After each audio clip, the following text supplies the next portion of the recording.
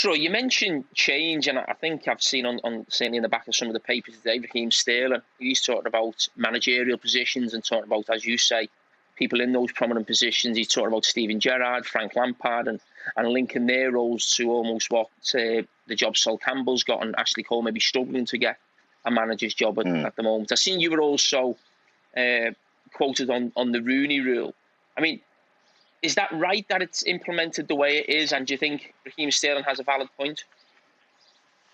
Jamie, to be totally honest, the mandatory code, as it's called in this country, only applies to the Football League clubs. It doesn't apply in the Premier League. So straight away, that's not a level playing field. There's an element in that code that says that, as long as you have an open recruitment process, then, there's an opportunity for a black and ethnic minority manager to be a part of that process, an interview panel. I'm going to ask you the question, how many clubs have open recruitment processes? You sack a manager, you've already had the conversations with the guy who you want in and announce him, probably 24 hours, 36 hours later. So in a sense, even the wording needs to change. We've always been bouncing around between 0, 1, 2, 3, 6 black managers, but yet we have 30, 40% of players on the football field that are from different backgrounds. So why is it that no one, hardly any are being transferred into those important positions?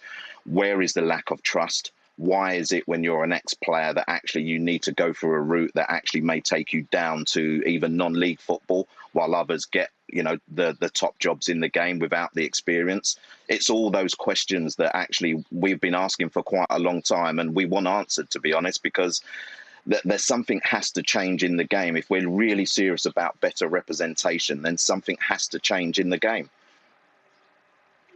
Troy, obviously in the last probably 12, 18 months, well, even going further back, I'm just thinking of incidents that have happened in terms of, George Floyd, maybe go back, as I said, 18 months, I think it was about Raheem Sterling, sparked another debate. And this seems to come up every 3 or 4 months, something big happens and it becomes, really the publicity around them racism.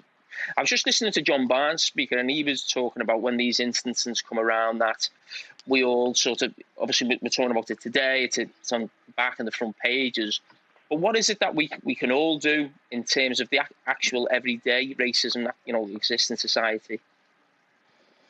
Well, I think one of the main things is to challenge it, to call it out where you see it. It's not only right that we call it out when it happens in the top level game.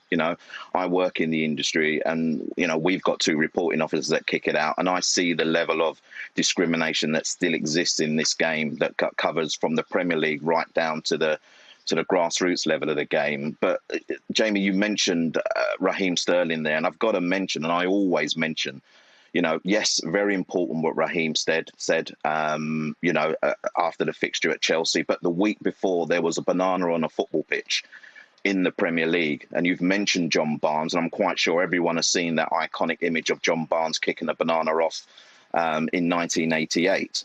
But the stories around that banana in 2018 were not about racism, were not about an incident that actually we need to really talk about and discuss.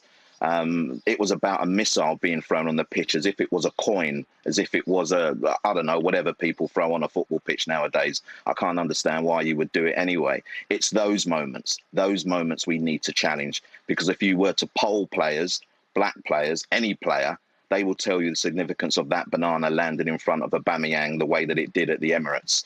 So actually, if we're going to identify stories, we need to call them all out, and we need to ask for the severest of punishments as well. But we need to educate people and help people understand the impact of a banana, of stereotypes, of the history that black people have been called various kind of names throughout time. And it's for everyone to do that. It's not just for black players. It's not just for black managers. It's for everyone to try and do that. And if you don't know what you're doing, or you don't understand, or maybe think it's a little bit tricky, ask questions. That's the most important thing. But Jamie, I'll go back to the fact that if there were prominent black people in positions of power, the questions you ask would actually be to the person sitting next to you. Troy, I spoke out a few months ago, and maybe clumsily at the time suggested that the campaigns that have been launched over the last 20 years were were a waste of time in the sense that I suggested that as players, me and Jamie, we're given a T-shirt once a year. There was a kick it out weekend, and then come the Monday morning, the next game, completely forgotten about, off the radar. I think Jamie's just touched on it there in respect of there is a prominent incident and there is a lot of publicity. And then next week, the Premier League starts, everyone will be talking about great goals again. And this topic will not disappear, but it certainly will sort of fall away again. What organisation in football is actually performing well in respect of racism? And I'm only going to ask you about 4. The Premier League, are they performing well? The FA, the LMA and the PFA. They're the 4 most prominent parties in football. Which of those are performing well and which are not? Well, Gary, sorry, you've got to throw us into that hat as well, because we are Football's Equality and Inclusion Campaign. So there's 5 organisations there, and out of all of them, none of us are performing well. Ultimately, if there's still incidents happening, we're very quick.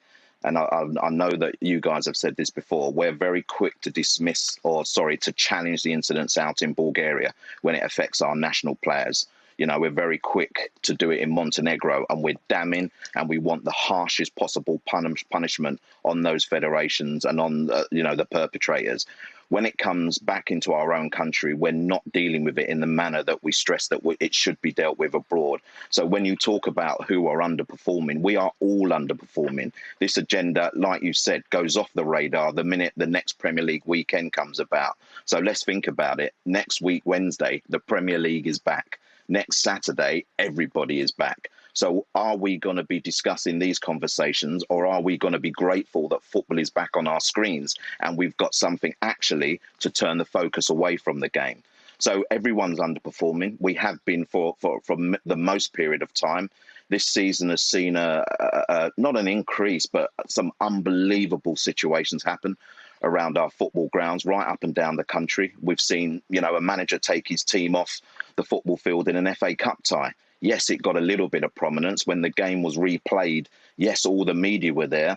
But ask the manager of that football club who made that strong and powerful decision, whether he's had an ultimate decision or sanctions have been made against the people that have that abused his goalkeeper and his centre back. So ultimately, to answer your question, Gary, and I've said it before, we are all failing at this present time. And that's why there needs to be urgent talks when football does return about what we are going to do and how football is going to step up to the mark to help society. Troy, just picking up on what you said there, collaborating and negotiating isn't something that should happen on racism. It's a case of we just have to change. There has to be actions, not words, not discussions. I've heard that so many times in the last week.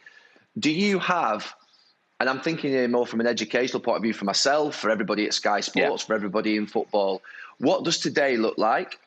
And what does actually perfection look like in a year's time? Because I think if we knew, and we don't know, we'll be absolutely honest with you. I think I said this a few months ago on the television. If we knew what perfection looks like, we have to campaign for that every single week of our lives with you for the next 12 months. I don't think we know.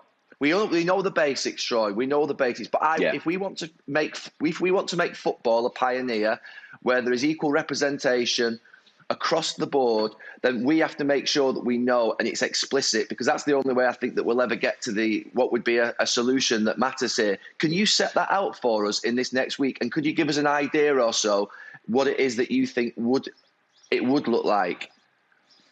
Gary, to be honest, if I had the power to do it, this is not a week-long or a week opportunity here. This is an opportunity where we have to work collaboratively, like you said, but also stop the talking as such and start implementing the right procedures and processes in place in the game so that we are all educated. We have a very good educational system in football, particularly in this country. We educate the young players, and that's probably why you've seen the power of the young voice a lot more and more and more being taken on, and all the young players that have spoken up.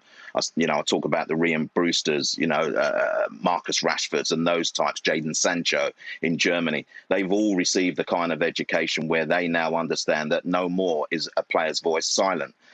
But it's, Gary, it's you in the power circles. It's you know, I'm always happy to come into an environment and help people understand this issue of racism. That goes without saying. Then you've got to take that issue and you've got to make it work in your own environment. You've then got to take that and use it as an opportunity. If you feel that the game is failing, and at the moment it is, that you then start asking those difficult questions that seem to only come from people who are black, unfortunately. You know, so absolutely the power of the work between the organisations that are already working, the prominent people within the game of colour, but also their white allies. That is what's going to drive change. And unfortunately, my voice is not powerful enough, Gary. I'm going to say that to you. My voice is not powerful enough, but yours is. And I think the learning you can take from that would be that actually I want to learn from someone like Troy to help this agenda put right up at the top of the table. Troy, can you share those procedures with us, please? The procedures of? You mentioned the procedures that need to be implemented as quickly as possible within football. Can you share those with us? In terms of not now, I don't mean, I mean at a later time. At a later time, I mean in the next couple of weeks. Yeah, without doubt. I'm always open to everyone that knows me knows that I'm open to a conversation, that's for sure. The action is the strongest part of the conversation. Okay, and lastly, we're going to speak to we're going to speak to Gareth Southgate shortly. You mentioned the incident in Bulgaria. Is now the time for an England manager to take his team off the pitch if they experience racism again? Gary, I've said it before. I felt that England were let down in that process with a three-step protocol that allowed Gareth's players to be racially abused on a number of occasions, and that continued. The power of a player walking off a football field or a manager taking his team off the football field, and obviously at the highest level, would be the thing that actually would probably drive the change that is needed. But I don't want to put anyone in a situation where they actually feel that that's the thing they should do. I think the player should have been pulled off anyway. It should have been taken out of Gareth's hands, and maybe we wouldn't be talking in the manner that we're talking now.